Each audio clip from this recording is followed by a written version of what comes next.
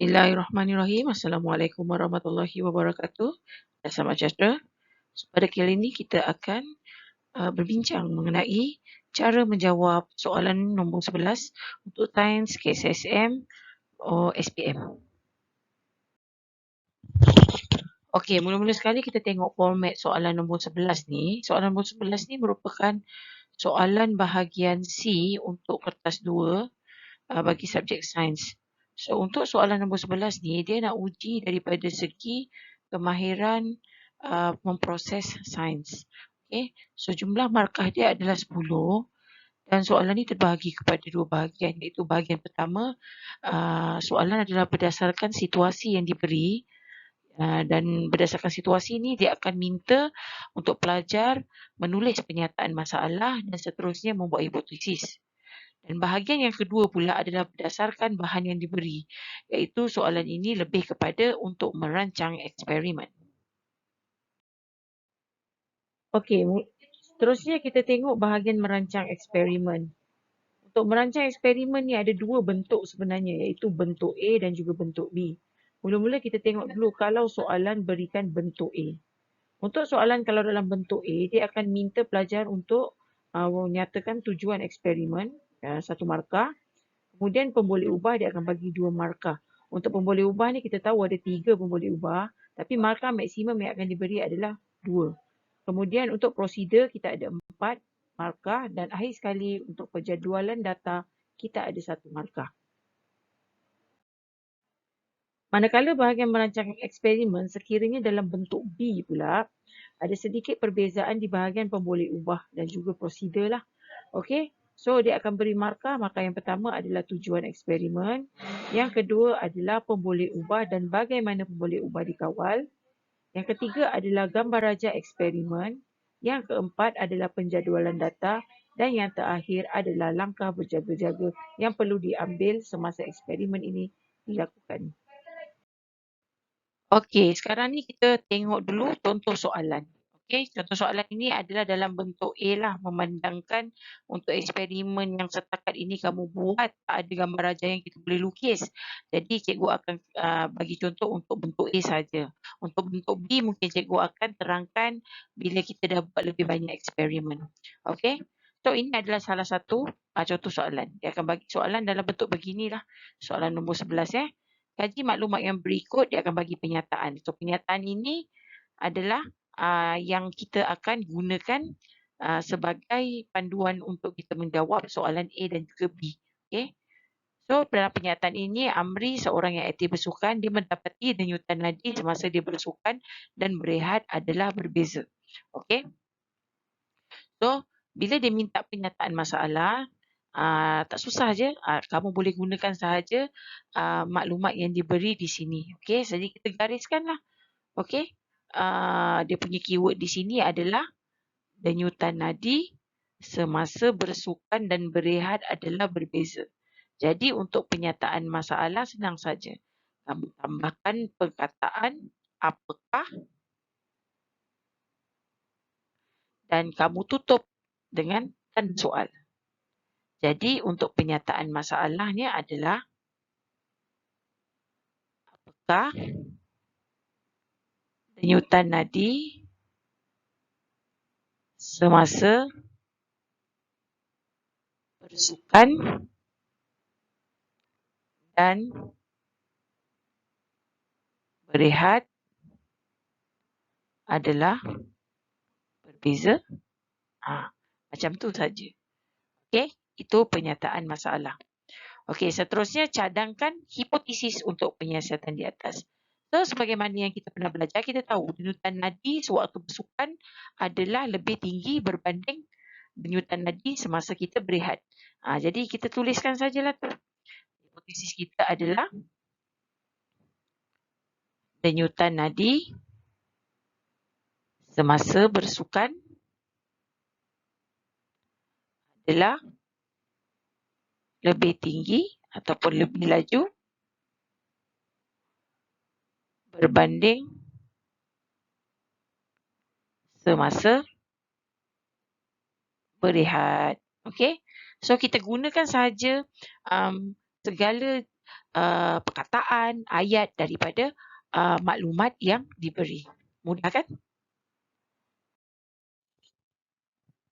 Okey, seterusnya kita tengok pada soalan C pula.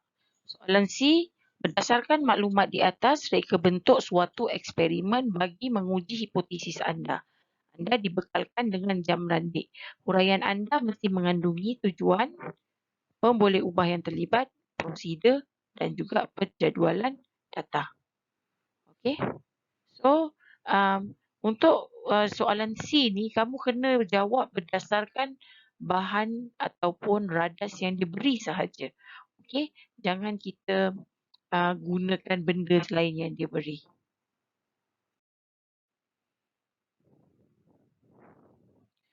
Okey, untuk tujuan kita boleh gunakan sahaja pernyataan, masalah ataupun hipotesis lah paling bagus kalau kita gunakan pernyataan masalah lah. Jadi kita tambah dalam perkataan untuk mengkaji ataupun menguji perbezaan denyutan nadi semasa bersukan dan rehat.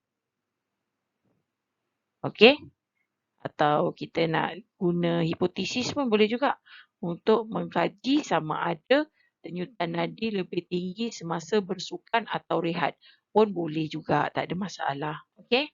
Okey, seterusnya kita pergi kepada pemboleh ubah. So, pemboleh ubah ada 3. Kita ada pemboleh ubah di manipulasi, pemboleh ubah bergerak balas dan juga pemboleh ubah yang malar. Tapi sebagaimana yang cikgu bagi tahu kamu tadi, markah maksimum untuk pemboleh ubah adalah 2. Jadi kamu boleh tulis 2 sahaja. Okey, kalau nak tulis 3 pun boleh, tak ada masalah. Tapi kita masih pakai WCR, wrong cancel right. Di mana kalau jawapan kamu 3 tu ada satu salah, maka dia akan menolak jawapan yang betul. So dapat 1 markah je lah. Okey, so untuk pemboleh ubah yang kita manipulasi di sini adalah jenis aktiviti. Kadang-kadang kita tak tahu kan nak tulis apa benda aktiviti ni. Kamu salin je ni. Bersukan dan rehat. Okey, boleh juga. Senang. Kamu salin dua-dua. Okey, yang bergerak balas adalah kadar denyutan nadi. Okey. Manakala yang kita malarkan adalah diri sendirilah. Kita nak buat eksperimen terhadap diri sendiri kan. Jadi yang malarkan adalah pelajar. Okey.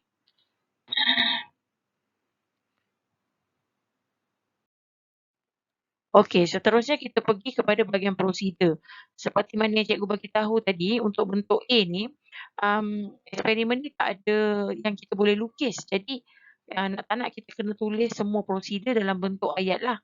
Sebab kalau dalam eksperimen lain, kita boleh lukis. Lukis boleh dapat 2 markah. Tapi untuk eksperimen ni, kita tak ada yang nak dilukis. Jadi, kita kena tulis prosedur lah. Prosedur ni merupakan markah yang terbesar dalam bahagian A. Dalam bahagian soalan nombor 11 ni. Jadi kena pastikan kamu tak rugi walaupun 1 markah lah. Okey. Yang penting dia 2 yang pertama ni adalah mesti cara kamu buat. Yang ketiga adalah kamu catat. Dan yang keempat adalah kamu ulang. Okey. Okey. So mula-mula untuk eksperimen ni apa kita buat? Kita cari point ataupun titik nadi. Okey. So kita tulislah cari titik nadi pada pergelangan tangan atau belakang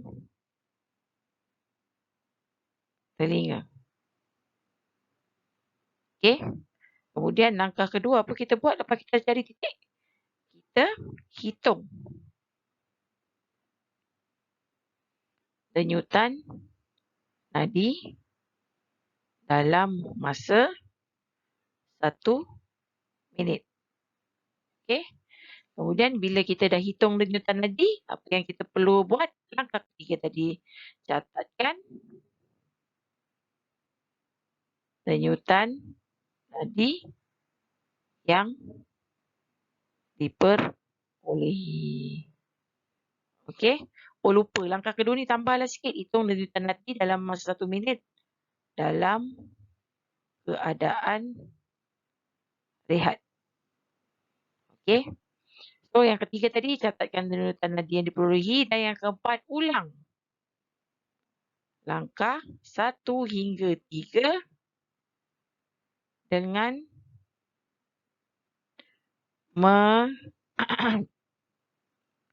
mengukur nadi selepas anda berlari selama 1 minit. Ya, itu yang penting. 1 dan 2 cara, 3 catat, 4 adalah ulang langkah. Okey.